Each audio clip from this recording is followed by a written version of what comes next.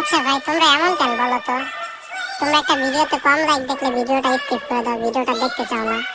এমন তো না যে ভিডিওটা খারাপ হয়েছে কিংবা ভিডিওর কোয়ালিটি খারাপ হয়েছে। তোমরা হয়তো জানো না একটা ক্রিয়েটর কতটা আসানে একটা ভিডিও আপ দেয়, আর ওই ভিডিওটাতেই যদি 6 থেকে 7টা লাইক আসে তো কেমন লাগে। তোমরা বোঝো না।